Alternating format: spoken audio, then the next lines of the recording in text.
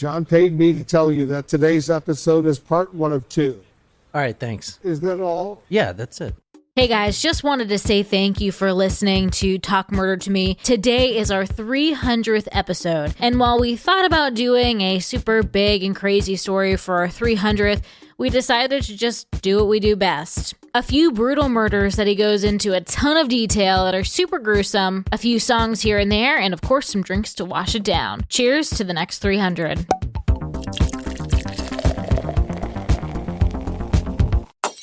Welcome to Talk Murder to Me. My name is John. I'm here with Jen and Nicole. Tonight we're talking about a serial killer. Haven't done a serial killer story in a while. This is one that you've never heard of. I'm sure no other true crime podcast has covered this. All right, tonight we're talking about serial killer, the South Louisiana Serial Killer. I'm going to take you out to South Louisiana. Oh, I want to go. Is that near New Orleans? There is a documentary that Nicole and I watched the other day called Closed for Storm. It's about the Jazzland, which is Six Flags Park. became a Six Flags park, destroyed in the hurricane. What hurricane was it? Andrew? Katrina. Oh, it was Katrina. And never opened back up and is still there to this day, like kind of a haunted wasteland, Like an abandoned theme park? Mm-hmm. It's really creepy looking. It is really creepy. Jazzland? Yes. Can we go? No. Well, there's Why? probably a ton. Well, I know there's a ton of Ghosts? squatters and whatever. I mean, drug addicts and stuff. You know what I'm saying? All over the Not place. someplace I really want to go venture. Yeah. Surprise shots. Surprise shots. We don't know what they are because they're a surprise. That was weird. Wow. It's like slow-mo. It was slow and then it was not. Cheers. Cheers. This one's for Wolfie and Is this a Sydney and lemonade Megan. shot? It looks. That was fine. Yeah, it's not bad. More of a limeade shot. That was Deep Eddy's lime. I liked that. You know what? Have you guys? Yeah, you guys tried the Firefly lemonade, right? Yeah. Firefly what? Lemonade, so good. My name is John. I'm sitting here with Jen and Nicole. This is Talk Murder to Me podcast. Tonight we're talking about a South Louisiana serial killer. That's actually his moniker, the South Louisiana Serial Killer. So, relatively unknown story. No one knows how many women he's killed, but at least 17, convicted of 5. We're actually starting on January 14th, 2002. And we're going to Addis, West Baton Rouge Parish. Anybody been there? No, I've never been been to Louisiana, but I want to go. It is on my bucket list. I would like to go during Mardi Gras, but I heard that's a really bad time to go, but I still want to go. I would never go to Louisiana. I know that Baton Rouge is not the same as New Orleans either. Same. Not the same. I know that, just to clarify. Louisiana is not entirely poverty stricken, but a large percentage is. I don't know if y'all notice. This case specifically really opened my eyes to it because when the police enforcement, the police officers get shit for not doing DNA tests and stuff like this, and a serial killer is running loose, and I'm already feeling that shot. Then you look into it and realize that they don't even have the funding to buy bullets for their firearms. Then you know that it's in some dire straits. Like the band. In Louisiana. Not all of Louisiana, but I'm telling you, there's some very poverty-stricken places in every, obviously, state. But Louisiana, especially after Katrina and stuff like that, and we watched that documentary, Closed for Storm. There's some people living way below the poverty level here, I should say. But in America here. 2002 was before Katrina, to be clear. Yes. Katrina was in 2005. 08. Oh. We were in high school. Yeah. You were in high school? I'm robbing the crades. We were in high school. I think it was 08. 07, 08, maybe. Oh, yes, you're correct. I was thinking of the wrong homeroom in high school that I was thinking about it. Do you know what is actually great about Louisiana? The crawfish? like 100% amazing about Louisiana. The Beignets. reason I would love going to Louisiana Beignets. is because Sookie Stackhouse lives there. We never finished that. And Jason. We only watched like 3 episodes together. I think it was 4. Jason fucking ripped Jason. I love Maybe we should watch that. It'll motivate us all to get in shape. Yeah, but also, no, it won't. I'll just be sad about myself. Tonight, we're going to January 14th, 2002. We're going to Addis, West Baton Rouge Parish. Now, this is relatively close to Louisiana. It is University. Louisiana. I know. I was going to say, this is relatively close to Louisiana University. Oh. This is Geraldine Bar de Soto right here. If you want to describe her. White female with medium brown hair, shoulder, like just past shoulder length. Almost looks like a camp counselor type feel to her. Wholesome. Geraldine Bar de Soto, 21 years old. Like I said, tonight we're going to January 14th, 2002. West Baton Rouge Parish. Every one of these crimes, especially the 2 that I'm going to start out with, it's horrific. Ooh. Completely horrific. We're starting January 14th, 2002. We're talking about Geraldine Bar de Soto, 21 years old, LSU Physical Therapy School. Oh, okay. 21 years old. You see her right there, and I'll put her photo on talkmore.com. She's young. It looks like she's wearing the camp counselor shorts, kind of. De Soto, as you see, 21 years old, very young. You don't see this in the photo, but she's unhappy in her marriage. Marriage. Yeah, she's already married. Yeah, 21 she years looks old. 21. young. Oof. When I was younger, I used to think I wanted to be married by the time I was 25. But now after hitting the 30 mark, I'm glad I am not. January 14th, 2002, 11:50 a.m. What can happen in an apartment building at 11:50 a.m.? Lunchtime. Almost anything. It was almost lunchtime. No, for her, it was lunchtime, 11:50 a.m. I'm going to go through this rather quickly and fiercely exactly how the killer went through it when he walked into her home. She actually had just picked up lunch, and she gets a knock at the door. Now, this is an apartment building. There's units all over. There's units beside her, above her, below her. This is an apartment complex. This is the middle of the day. She gets a knock at the door, 11:50 a.m. A nice-looking black gentleman presents himself, and he says, "Hey, I hate to do this to you. Is there any way I can use your phone? I need to call my work." So a stranger shows up at her house? A stranger shows up at the apartment at 11:50 a.m. I need to use your phone. I got to call my work. I couldn't make it in today. I don't want to get reprimanded for being late. Just let me call them. I work at Exxon. The gas station? No, Exxon. The guy, the killer, he works in the oil industry. But, okay. I need to call my work. Please. If not, it's fine. I can leave.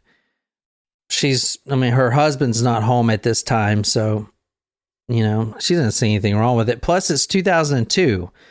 We have cordless phones now. Okay, yeah. Hold on a second. Just wait here. Let me get the cordless phone. I'll come back out, and you can place your call. Okay. The call does go through to Exxon, where this gentleman said he was going to call. However, no one picks up at the company, and he takes a look at the phone. Just imagine yourself. You get a cordless phone. It's like one of those 2000 phones, like the freaking, the white ones. Exactly, that you can't go too far. He's like, shit. Okay. He looks down. He puts the phone down by his waist. He looks at the screen, and there's a second there where there's a thought process going on, and it's just completely silent. and it's completely silent. She's actually standing with him, waiting to receive the phone back. He presses the end button at the phone. And the reason I'm going in so minute detail about this is because it all changes. What changes? The change is extremely quick. And at first, the knock at the door, this gentleman with kind eyes, this African-American gentleman, big smile, very nice, very, yes, yes, ma'am, I'm so sorry to do this. Very kind. Within less than a millisecond, everything is completely changed. He is holding the phone in his hand. He says, okay, here you go. Here's the phone no one picked up.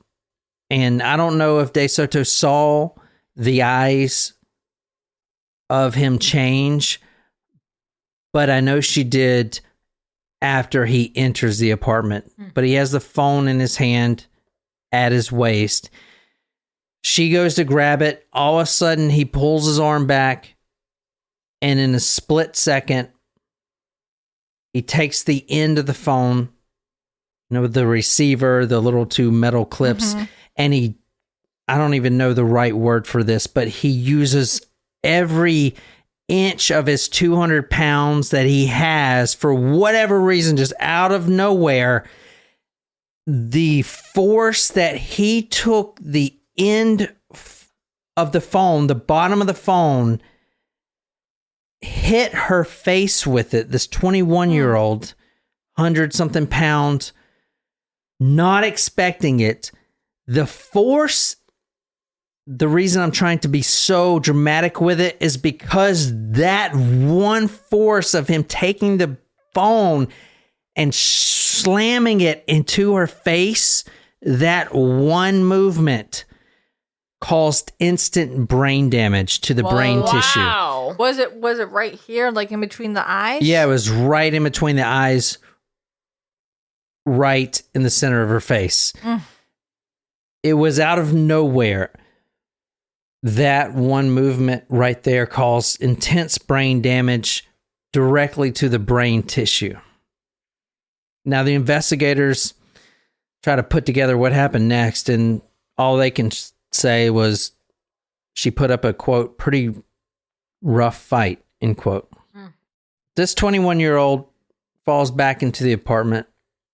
She crawls all the way to the bedroom. She knows her husband keeps a shotgun back there. Now, she's always grown up like being real scared of guns, but she knows exactly where that shotgun is. Okay, babe. This is when you tell your wife, okay, listen, this is here for one purpose only. It is a shotgun. So you would use a shotgun for home defense purposes for one reason. You don't have to be accurate. If the guy is facing north, you point north, you're going to hit him. Because shotgun pellets, they spread out. You're going to hit whoever you're pointing at, even if you mispoint it and you point it over him or under him or freaking beside him or whatever. You're going to hit him. You're going to hit him with something. All you got to do is point him, close your eyes, and pull the trigger. That's all you got to do. That's what a shotgun home defense is for. That's why this gun is here. If you need it, when you need it, you take it, you pull the trigger, and that's it. So imagine the relief that she felt when she grabs that gun. And yeah, it's cold now because it's been under the bed, but oh my God, it's facing the right way. This guy is coming at me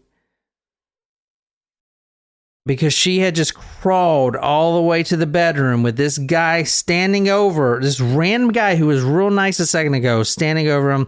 I got this gun. This is it. This is finally like, oh my God, what a relief. All she has to do now is pull the trigger. She squinted her eyes just like a novice gun owner would do. She closes her eyes, she points it in his general direction, and she pulls the trigger. it's not loaded. Ooh. So, police found scrape marks on the ceiling. And the scrape marks were from the barrel of the gun, the shotgun, as this man was wrestling it away from her. He throws the gun on the bed, and as a last resort, I mean, this is the middle of the day, 11:50 a.m. As a last, okay, maybe this will work. She bolts for the back door. It's a few feet away. The man pulls out a old timer charade knife. You probably seen these. Your grandpa probably has one of these. Everyone's grandpa has one of these. Oh, yeah. I have one of those. Jen. I do. It came with my utility tool. You don't have one of these, Jen. All right, fine. I don't have one of these. So the man, now confident the gun's not loaded. He really literally dodged a bullet on that one. He pulls out this charade knife, as you saw the photos I put on talkmurder.com, but you got to take two hands to pull it out. So he is just walking through, and she's crawling, trying to go anywhere, trying to get out the back door, and he's just pulling it out. It's making me think about like my home defense mechanisms. Yeah, you should. Well, I am.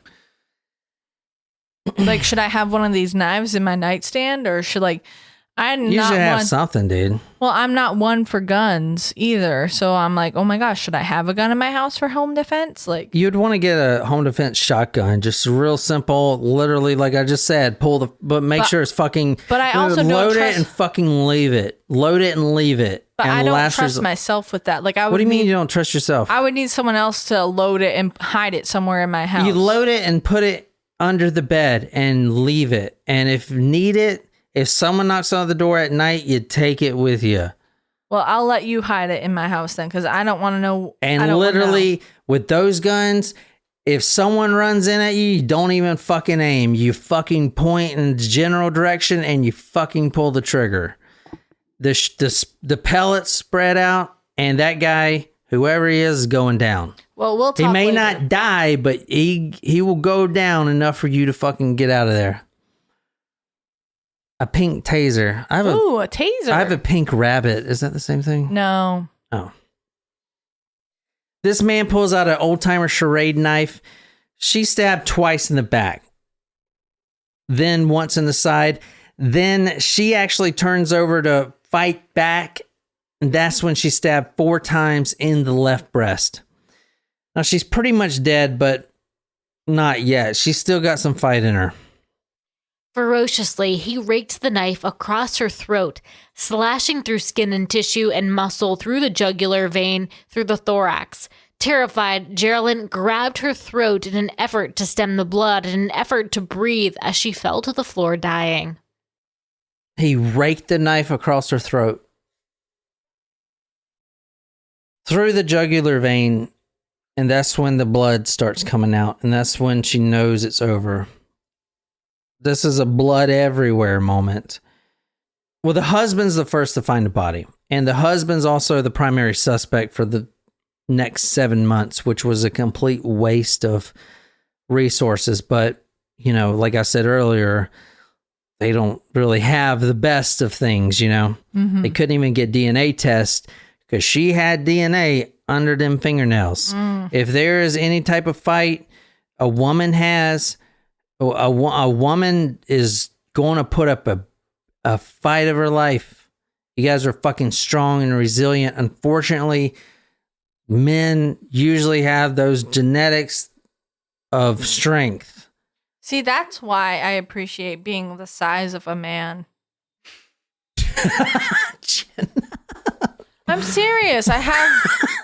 I'm tall. I'm strong. Like, Jen, you are a great person. You're gonna find somebody's gonna come and they're going to thank God that they found such a perfect person. I like appreciate that, but that wasn't supposed to be a knock on my being able to find a partner. That was just me sincerely thanking the fact that I am a large human and like I am strong and take care of yourself. I can take care of myself. That's what I'm saying. Like I'm tall, I'm strong, you know, like that's what I'm saying. I'm not trying to knock myself down on that.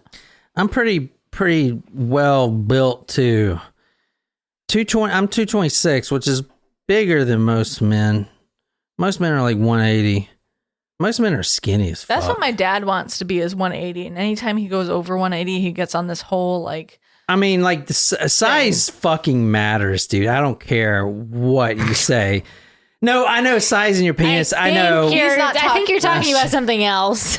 But my dad, which it does. Anytime he gets over 180, he goes into this like diet spin. It does. You told me it didn't. You told me not to fucking worry about it. It's the motion of the ocean. I told you I should order them fucking pills. It does. I'm ordering that to the extent in which it doesn't, if you know what I mean. No, I don't know what you mean. I don't know what you mean. It matters. Are we still talking about penises, or are we talking about strength? No, we're talking about penis. If I tickle your anus, does it? That's not something I'm into. It's like it doesn't matter unless it matters. Doesn't matter unless it matters. It doesn't matter unless it comes out of your throat. Meaning it's fine unless you're like micro penis. Bullshit. You only need 3 inches, they say. I don't know. Are you fucking kidding me, Jen? That's what they say. Bullshit. That's all you need. I got 4 inches to prove otherwise. Hey. Shit. But you know what? There are plenty of women out there who don't have a man, but are also like what about lesbians? Like, you don't need to have a penis to pleasure a woman. Yeah, but those lesbians have strap-ons. No. Not necessarily. You don't need that. You have fingers. Are they and you scissors? Have a tongue. Scissor. No, that's not as common as you think. No. I don't think. Can we? You gotta have insertion to orgasm. No, you that don't. is completely Yes, you false. know you That's do. false. You have Can to. you stop mansplaining the female body? Yeah, we as need one to of our stop friends said this. earlier. Like, This is in the Bible. okay, Your Bible, your golden Okay. page Bible over there. Let's find it. God damn it, Jen. We're not talking about this now in case my parents decide that they want to listen to an episode of Talk Murder to Me. this is the episode they picked to listen. Oh man, Okay, I gotta pee, but I'm just gonna do it in this bottle. good for you. The police noticed a large Wolverine boot print. You know, a Wolverine. Like the Boots. animal. No. So Wolverine is, it's not the company. I know it's some I know other the company. superhero. But no, it's the big work boots. Oh, like Timberlands? That's what I was picturing. Yeah, I mean, that's not Construction boots? construction boots. Wolverine is a huge freaking company. Didn't know. As I far only as knew boots. Wolverine, the Marvel hero. But big boots. They found a boot print there, and this is going to really tell you what kind of guy we're dealing with. They figured out, the medical examiner figured out that the body was well beyond death at this point, but there was a boot print found, and the medical examiner determined that this man, whoever he was that came in there, had actually stomped the dead body before leaving. For whatever reason, there were, the collapsing of the organs and stuff was from that boot, that big Wolverine construction boot. That's terrible. It sounds like a control thing. I'm trying to tell you the MO, so start thinking about it, because it's different. This is a different serial killer than we've talked about before. The MO is really hard to pin down. I don't think there is one. You said he had as many as 17 victims? I believe a lot more, because the majority of the victims happened in these years. The murder we're talking about now is in the last year of killing. So this was 2002.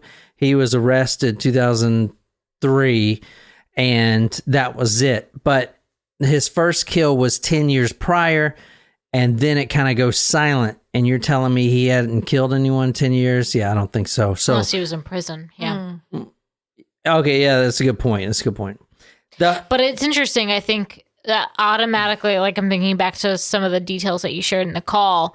So they know from after the murder that the call that was placed actually did go through to ExxonMobil. So we do know that this person worked in the oil fields for sure. Exactly. Or not oil fields, but like maybe in the rigs. Exxon. So what is that? That's a good point. So what does that mean about the killer? Is he just brazen, or is he just stupid to call his, because that was his ex-work? I mean, it's a huge employer. You don't freaking know. There's tens of thousands of people that work for Exxon. Yeah, especially down by the Bayou, like in the what do they call it? The Bayou. Yeah, but you don't just. I know they call Gulf? it the Bayou, but the Gulf of Mexico. Yeah. You don't just know the freaking Exxon number. Exactly. So that would make me think automatically he actually does work there. There you go. And his work boots, like. So what does that make him? Does that make him stupid? But what if he said that he worked for Exxon and just dialed a random number on the telephone? But they're saying that the number actually did go through to Exxon. Oh, right. But because we know it's Exxon that he dialed, that's in the police report. Yeah. Because obviously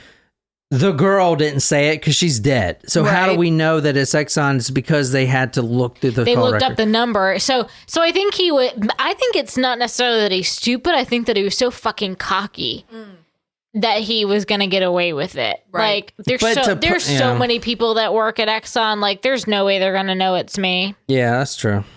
I think it was cockiness.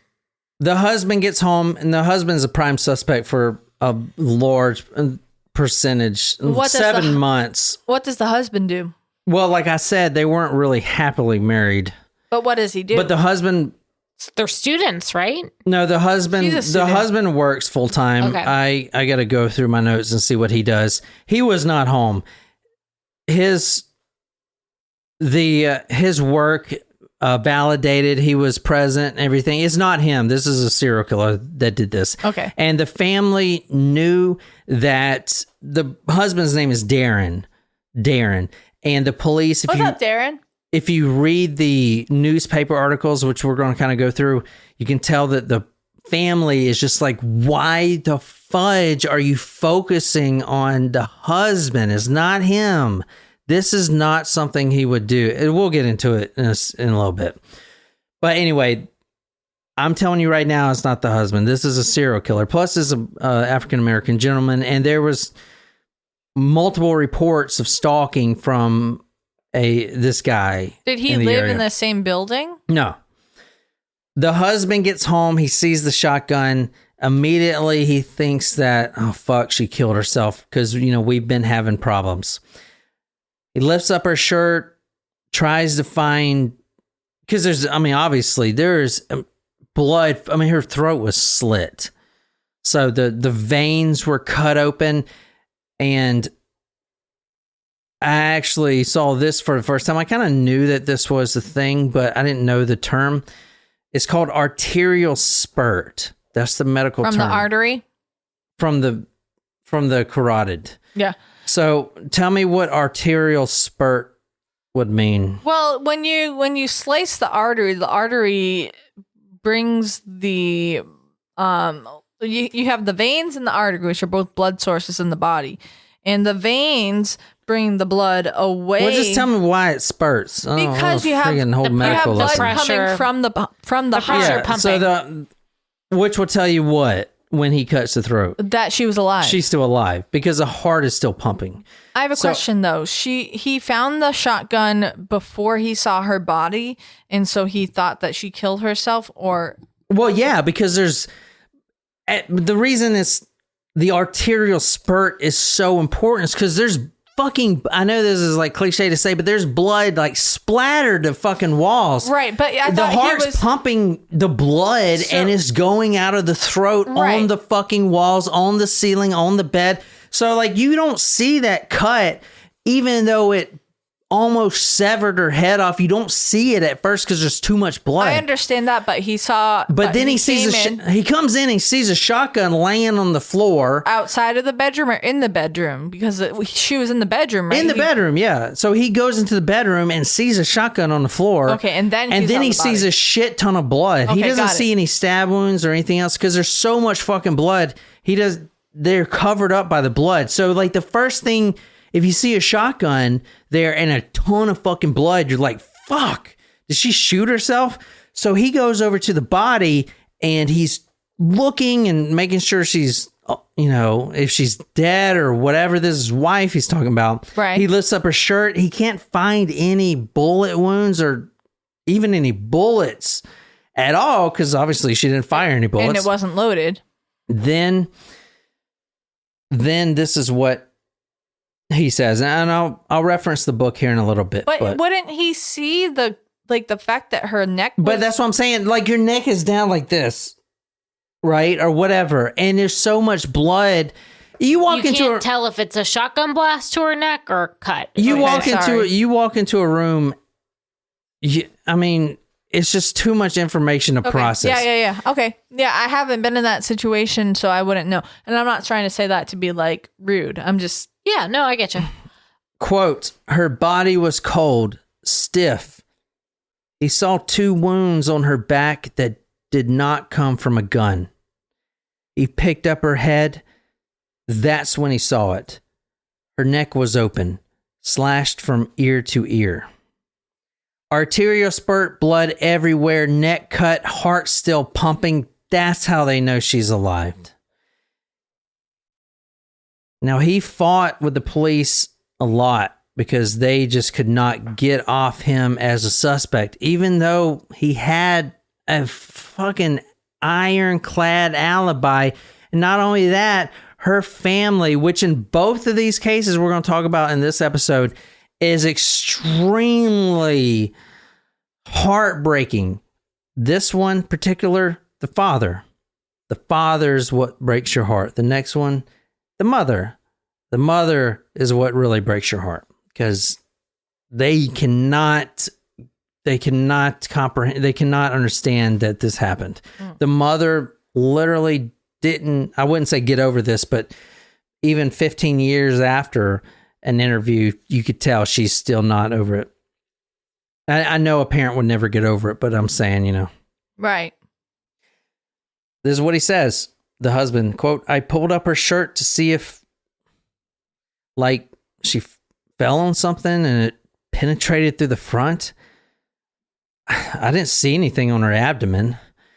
I lift up her brassiere a little bit, just a little. I still didn't see anything. And I didn't know what to do. So then I went back. I turned around and I knelt down at her head. And I noticed that's where all the blood was coming from. I noticed her face appeared to be swollen and bruised. And I turned her head a little bit. And at that moment, I saw that her throat was cut wide open. I didn't realize at the time it was actually a cut. I was still trying to put the shotgun in there somehow because it didn't make sense. Nothing made sense, I was, if she would have shot herself in the throat, it wouldn't have looked like that. And BBs wouldn't have ricocheted out of her back, end quote. So the BBs is a shotgun. That was his exact quote. This death was brutal, but not as bad as the one we're about to get into. De Soto's trachea completely severed. Dr. Alfredo Suarez. How you spell it? Suarez? Uh-huh. Dr. Alfredo Suarez, the forensic pathologist, says her thyroid gland was severed, which is pretty far back, right? I believe. Yeah. This is what he said. I don't know how you want to take this. Sternocleidoid masculoid. I don't know how to say that. The muscles that are responsible for moving your head left, right, left, up, down. Those muscles that you can move your head with. He says they were gone. Ooh. So they were sliced. I don't know how you want to take that, but the exact quote from him says they were gone. Oh, no. So that, I don't know. He also said that the knife went all the way to the 7th cervical vertebrae, which is the very bottom part of the neck, right above your back. This almost penetrated that vertebrae out the back at the bottom part of the neck. Defensive cuts all over her body that shows that she fought for her life.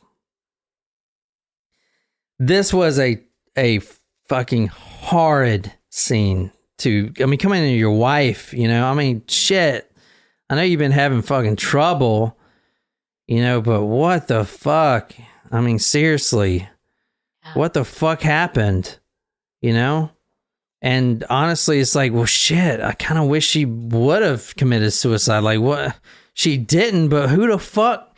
Who did this? It was a random crime? At 11:50 a.m. Broad daylight. Broad daylight.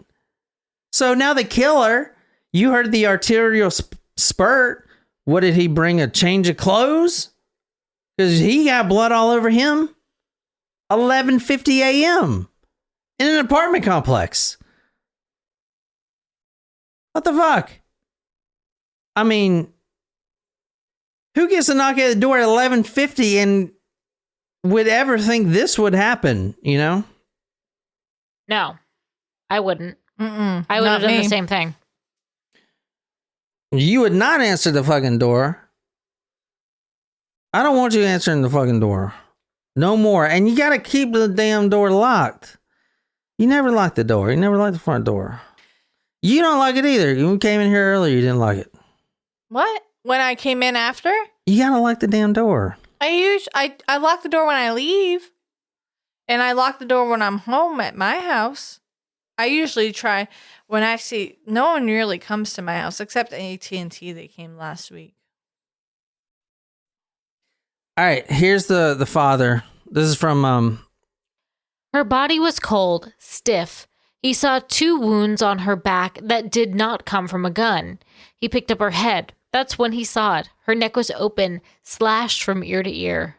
Yeah, I didn't, that's good that you read that. I didn't know I was going to put that in there. But there's a father right here.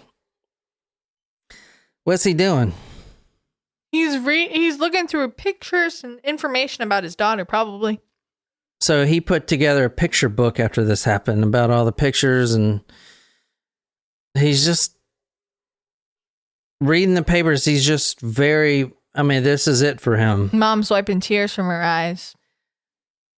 So a little bit about his daughter. She actually had her father's eyes.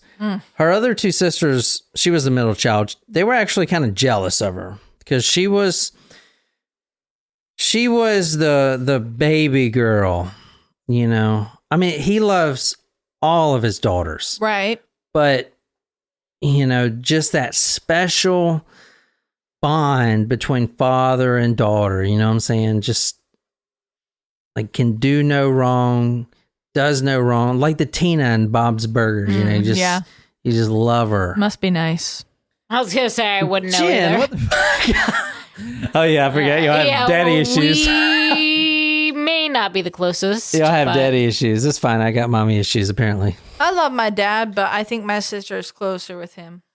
For 7 months, the husband was blamed. From the Town Talk is a newspaper from the family. Quote, Sissy is what they called her. Sissy would have never fought her husband like she fought her killer, nor would she have allowed a fight to go that far. She was a peacemaker. The only reason detectives finally decided to test the DNA found under the skin of, quote, Sissy's fingernails was that the family made, quote, so much stink, end quote, that the attorney general stepped in because they were just focused on the husband. I mean, hard focus on the husband. Multiple interrogations. They just freaking tunnel vision, man. And this is one of the last murders of a serial killer who has killed at least 17, probably a lot more. They didn't even want to admit that they had a serial killer. And a lot of these victims are killed. 3 of these victims are killed living in the same neighborhood. Really? The next same one. manner? Huh? Like same way with a knife? Yeah, same manner. The next one we're going to talk about lived 3 doors down. In the same apartment building? In the same housing complex, yeah. Gotcha. They didn't want to admit it. that and the funding. There's no funding there. Not any funding. Wouldn't you think that having a serial killer would prompt the government to give more funding to the police department? But I guess not in Louisiana. I mean, Katrina was a catastrophe. Well, Katrina hadn't happened yet. I know, but look how we handled Katrina. We didn't really handle it very well. I wouldn't say, do we? Nope. We kind of just let them. I mean, everything's still fucked up down there. It's been like 20 years. Like, nothing's rebuilt. It's like, But they do get sucky. Now, the father reminisces that his daughter was an outstanding athlete. She actually had the best three-pointer in her high school on the basketball team. Even her own father couldn't beat her at basketball. In 1997, she attended LC for physical therapy, like I said. All right, let's move on to possibly the most gruesome murder that this man has committed. We don't know for sure because I'm pretty sure he's killed more than he was convicted for. He was eventually caught. But if you want to describe this lady. Another younger woman, I would say maybe she's in her 20s. I'd say like 33, 34. Blonde hair, white female, blue eyes. Did I say blonde already? Yeah. Bit of an underbite. Yeah. I mean, it was also the 2000s too, so she got a little bit of a bump it going. A what? Bump it. Like a higher in the front. Her hair? Yeah. It was like a very Snooki look back then. But Snooki wasn't around in 2002. Not quite. Wait, when was Snooki? Yeah. No. That. Sookie, not Snooki. We're saying Snooki. Snooki from the Jersey Shore. The hair GTL, thing. Jim Tam Laundry. I never saw It's that. the hairstyle. Sookie, though. Sookie. God damn. I'm kidding, yo. What the fuck? I don't know if you're kidding, but I mean, Oh, come You've mentioned on. Sookie like 5 times. I'm fucking Josen. I'm Josen. Oh my god. hey, you like what you like. Jen, you're not fucking helping at all. I'm trying I'd to. feel better if Sookie looked remotely like me, but she does not. I mean, All right. he loves you, but he may admire Sookie. That's up to him. Jen, you're making shit a fucking lot worse. I'm just trying to help. Y'all You are like drunk. what you like. Yeah, I am. I'm not denying. I haven't had another drink since y'all cut me off, but thank you. I All right. appreciate it. You're Jen, welcome. maybe if you read this will keep you quiet. This is from their mom. Dear Murray, I love you more than sunshine, more than music, more than stories. You are endlessly able, absolutely beautiful. You will sparkle in my life until its last day. Mom. So that was before the murder. That Just was a little nice. just a little diary entry there from the mother. Before her daughter was killed? Yeah. She called Charlotte. her daughter Murray? Yeah, that's a good point. Everyone calls her Murray. So her name. That's like my dog. Everyone calls my dog Murray, even though his name is Murphy. So Everyone being John, who's just like, No, Tara does it too. I just called him the flea-ridden trash bag. Charlotte Murray Pace. So Murray. I'm about to choke you out. He is a good dog. Fucking. can we gonna do this? Because we can just let the pizza sit out there all night long. So Charlotte Murray. Yeah. So Charlotte Murray Pace. Everyone calls her Murray. From what all the papers said, she lived on Stanford Avenue. She was murdered 3 houses down from another victim of the same serial killer, Gene Wilson. She lived on Charlotte Avenue. She had just moved in. In fact, she was still unpacking when this happened. Oh, we hadn't even gotten to her murder yet, have we? No. Sorry, I'm just fucking drunk. She had just moved in, still hasn't unpacking. She moved in with her roommate, Rebecca Yeager. This day, on May 31st, 2002, and remember the first one was on January 14th, so a few months later, on this day, 31st May 2002, both roommates, new apartment, everything's but the couch is packed up. Like literally boxes still everywhere. They were both shopping, but they were doing it separately, right? Because they had stuff that they had to buy separately. She actually got back earlier. She was shopping for her home. She finished shopping and she comes back. She grabs a sandwich. This is also around lunchtime. And she grabs a Diet Dr. Pepper. She sits down on the couch and what happens? She hears what? A knock on the door. A knock on the door. What I'm going to tell you here happened around 12:30. Oh, another lunchtime kill. A lunchtime kill, yeah, 12:30 p.m. The police arrive the police were on the scene at 2:11 p.m. That's a very quick time span for such a brutal murder. Less than an hour and a half. 12:30 p.m. to 2:11 p.m. Well, who made the call? I was going to ask that for both murders. Was the boyfriend The made the boyfriend call? came home, the first murder we talked about, and then this one, Because Rebecca, the roommate comes home for this one. I'm going to describe the body first. I don't know if I want to hear it, but I'll listen. Well, it's your job, so. She was found in the roommate's bedroom.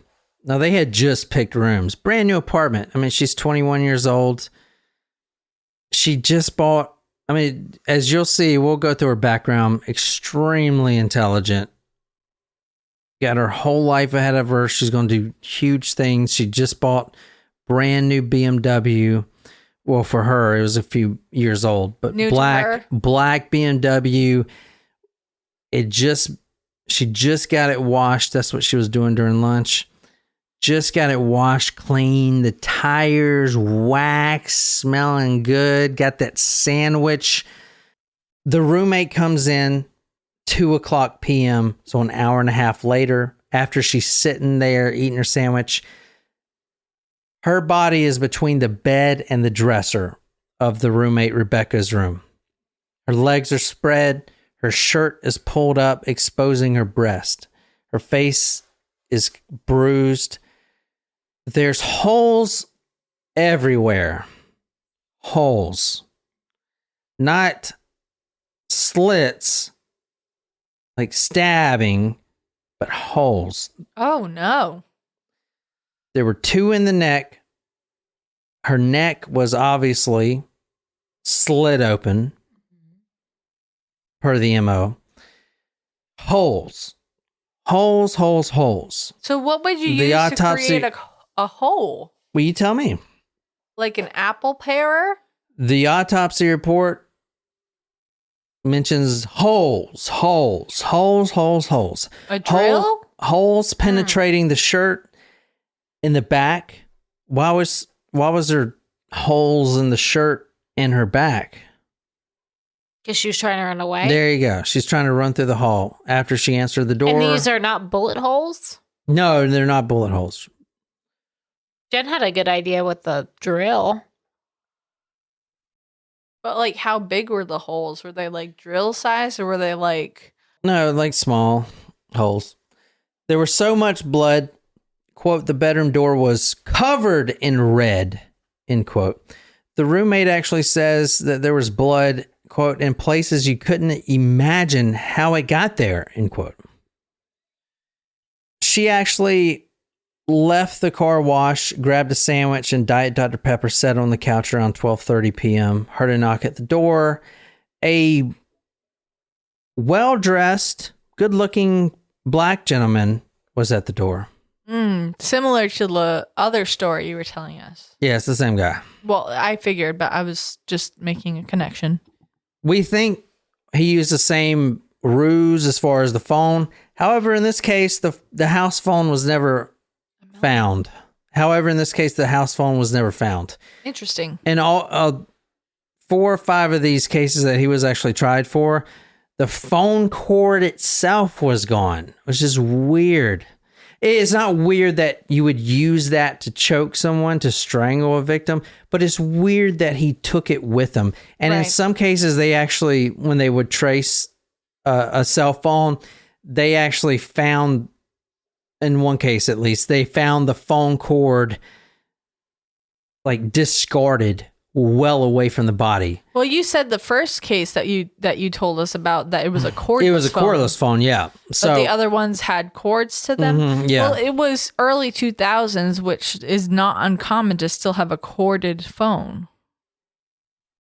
So what created the holes in the body?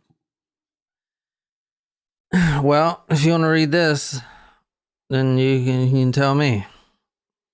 The enraged beast immediately began stabbing her not with a knife he had on other victims, but the flathead screwdriver, a standard tool that would not ordinarily be considered a weapon. Oh, no. So, same ruse. Hey, can I use your phone? Nice looking guy, well dressed, very professional. Can I use your phone? At this point, a neighbor did see him leaving the premises. Was this the final murder? We'll get to that and all that stuff. So as you read, the enraged beast. Now this is from the book we're reading tonight, which I'll get into in a little bit. But let me go ahead and tell you what the book is called before I forget. The book is called "I've Been Watching You." Ooh, like that song from the Police. There's a song by the Police. I've been watching you. Oh, It's yeah. that like the every breath you take, every move you make. I'll be watching you. The book is called "I've Been Watching You," the South Louisiana Serial Killer by Susan D. Mustafa. Mustafa. Like Mufasa. Yeah, like But Mufasa. different. So what's it like to be stabbed over and over with a screwdriver? Painful, I would imagine. I saw a few words in the autopsy: holes, gouges. From the living room to the hallway, her blood splattered and ran down the walls. She goes into her roommate's room because that's the first one that's available. She's trying, just as you would see in the movie, she's on her back, crawling away. This deranged maniac has a screwdriver. He's killing you with a screwdriver, a Phillips screwdriver, like the one you have. I mean, we have 3 of them in the garage. Mm-hmm. They're not that big. This was a flathead. Yeah, flathead is different than Phillips. Yeah, that's what I meant. It would be the last choice weapon I would get if someone breaks in, you know? I mean, so very... But a weapon nonetheless. Yeah, but True. a weapon nonetheless. Yeah. She was stabbed 83 times. Pieces of her flesh were found because how it goes in and then it rips it back out. Her blood had stopped flowing. He slit her neck open, but it didn't matter because she was already dead. With that knife that he carried? Or No, with from the screwdriver. Ugh. But you know, when you slit the neck open, the arterial spurt, what I'm talking about? Right, but I mean, I feel like a flathead screwdriver is not... I mean, apparently it is. But 83 times, though, you can probably hit some good arteries and stuff with it. Yeah, I guess you could. And not only that, but we've done cases where people die of shock. I mean, think about the shock. Yeah. Someone's chasing you with a fucking flathead. I mean, Jesus fuck. 83 times, pieces of her flesh torn out and found in the home. Her blood stopped flowing after he slit her neck, but that's because she was already dead. He kept stabbing her until he fully ejaculated on her left buttock. And in both of these cases, it was anal and vaginal penetration in both. So rape, and then he didn't stop stabbing her until he finished ejaculating on her buttock. And that's when he calmed down. Now, this attacker had actually been stalking her for an entire year. Whoa. So you remember what the book was called? I've Been Watching You? Yeah. There you go. fucking bad. Bad, bad, bad. In addition to this evidence, Fauntleroy, one of the crime scene technicians, found a clothing iron in the bedroom and 4 pieces of plastic, 2 black and 2 blue. The iron was in close proximity to Pace's body. The base of the iron, the heating element, was blood-stained, and the majority of the iron, including the handle of the cord, was missing. Yeah, we're not done yet. We're not? No. Jen's like, fuck, I want some pizza. Well, we're close to being done, Jen, for this episode, and then we'll stop it. I didn't ask if we were. I didn't say anything about pizza. I was just going for what's dramatic effect. Dr. Michael Kramer did the autopsy, blunt injuries to the head, fractured skull. It's a first for us here. Blunt trauma to the eyeballs. Oh, that sounds painful. Imagine the roommate seeing her. I don't like Man, that. who is this? Who is this in my room? This doesn't look like my roommate, my best friend. Doesn't look anything like her. Didn't have eyeballs. Blunt trauma to the eyeballs. The heart, liver, and lungs perforated 3 times each. Ooh, no. I'm going to read this. There was also a stab wound to the left area of the eyeball that penetrated into the cranial cavity. Let me see. I think I want you to read that. No. Me or Niquiz? No, I'll read it. Go ahead. You please do, because I am not in a reading mode. Because words are big. You Words hear what he says to me? Words are big and hard. There was also a stab wound to the left area of the eyeball that penetrated into the cranial cavity after fracturing the left frontal bone. In addition, there was an impressive, there's another word, this is straight from the autopsy, impressive. There was an impressive wound at the top of the neck with transection of the cartilage and the esophagus accompanied with a severed left jugular vein. I feel like impressive should only be used as a positive word, a positive adjective. I don't like it when it's used as something to describe a wound. Okay, well, you can contact Dr. Michael Kramer. I might, actually. Hopefully he's not the same Kramer that flipped out on that live show. Different guy. And ruined Seinfeld for everyone.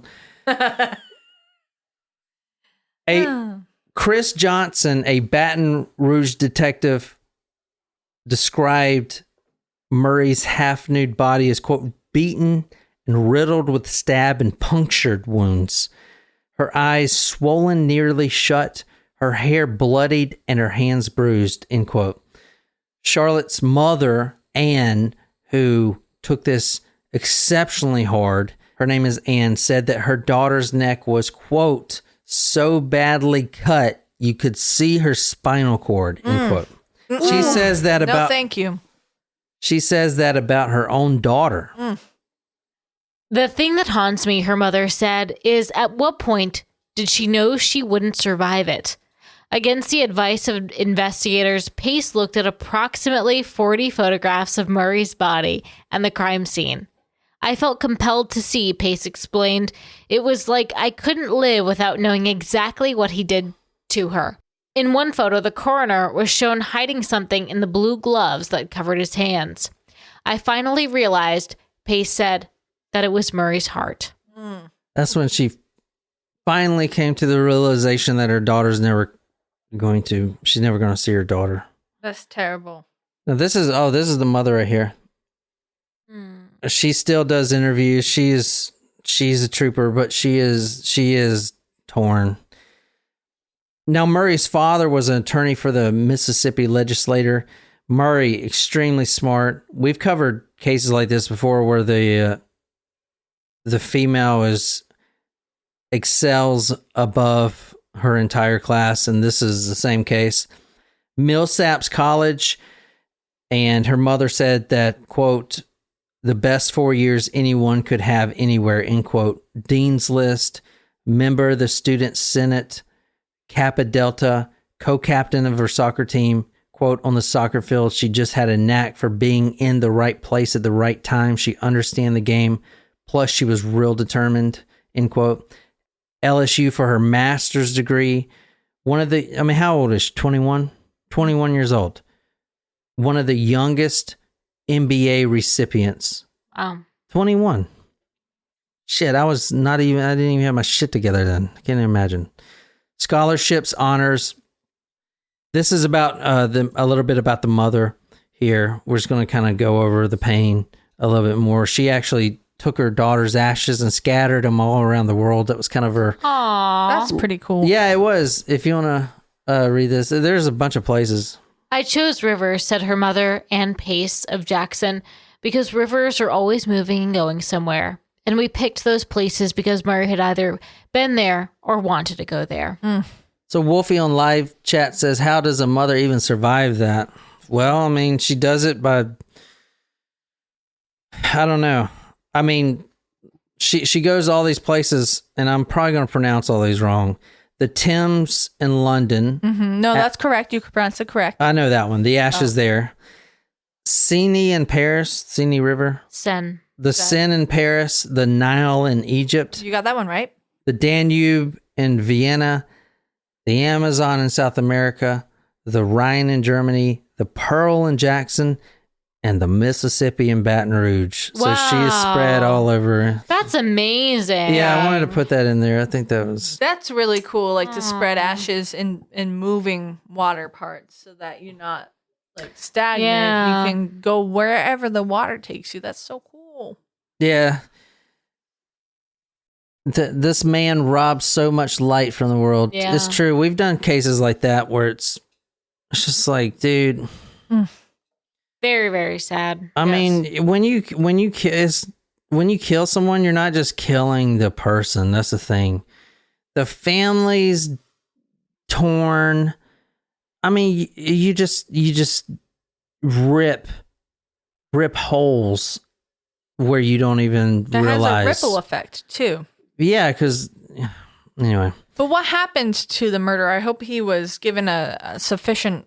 You trying to get out of this and you eat pizza. This is a 2-part episode. We're only doing part 1 today so we can eat pizza after this. This is a 2-part episode. We're covering part 1. This is a serial killer. The next episode, we're going to get into the background of the killer and we're going to finish it up. But right now, I'm going to end with this one last slide so Jen can go eat pizza.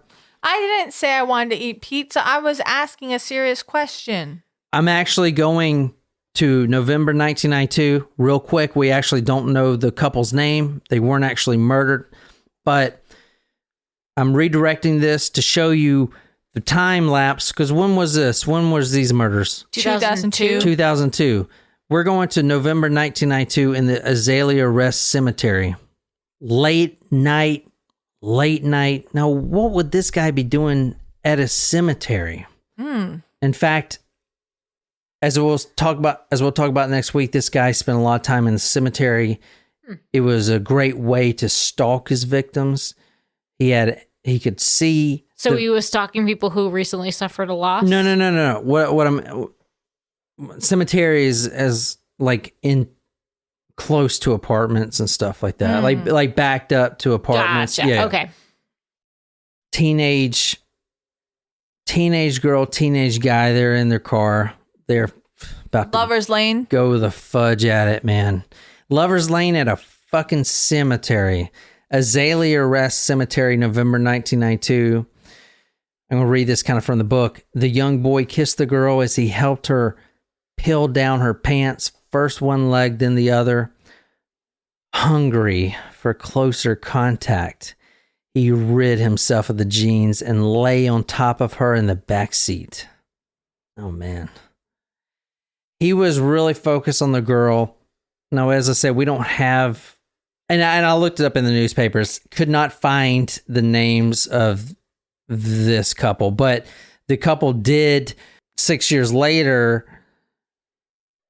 before this guy was arrested for all the murders, they did point him out in a lineup as the one doing this for attempted murder. All of a sudden, a man walks up, a nice looking black man. Of course, this is at night. They can't see anything. They didn't hear the footprints. Out of nowhere. Now, this is the same guy. So tell me about MO after this episode. You will not think of it the same because this guy's MO is all over the place. The door opens. He just rips the door open. You have two naked teenagers, about naked. They're about to get into it. The windows are all fogged up. He rips the door open. He's wielding a bush axe. Oh. An axe. A big axe. The couple did not know what he was doing. He immediately takes the axe after the boy, the 16-year-old boy, is like, "What are you doing? What is this?" Punctures the boy's head right in the scalp. Doesn't kill him. Sticks right in his skull. He's still alive. The axe scrapes her leg. Blood's going out. Now, they're in the back seat. So think about this. The manic rage that this killer is having. And you saw what he did to the other girls 10 years later after he refined his attacks. So think about this when he first started killing. You know, this was like new and, you know, and fun and just exciting. So that motivation with that axe, these two teenagers in the back seat of their jalopy, half naked, if not butt naked, trying to avoid an axe, one that has just been pulled out of the boyfriend's scalp. And now they're like scooting back in the back seat, you know, as the axe is going between their legs. Just ferocious. Quote, "They were unsuccessful, the axe ravaging the boy's arms, his hands as he tried to protect the girl. The ferocious man wielding the weapon, determined to hack them to bits. Luckily, out of God's grace, everything happens for a reason," says Nicole. Headlights came up. An officer who knows teenagers have been fooling around in that cemetery is doing his rounds. Officer Troy Eubanks drove by at the right time. Illuminates the car. The killer runs away. And he actually ain't the killer yet, but he will be in the next episode. This is the book we're going to be reading from. This is I've Been Watching You, the South Louisiana Serial Killer by Susan D. Mustafa. This is the victims he was convicted for. The first 7 up there is ones we have DNA on.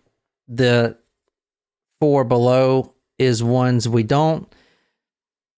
It's believed that he's killed at least 17, but most likely a lot more. Wow. And no one's heard of this case. I know you haven't. No. So, but he's known for his stalking. Yeah, we're going to talk about his background, who this guy is, growing up, peeping Tom. He actually, you know, there's a peeping Tom charge.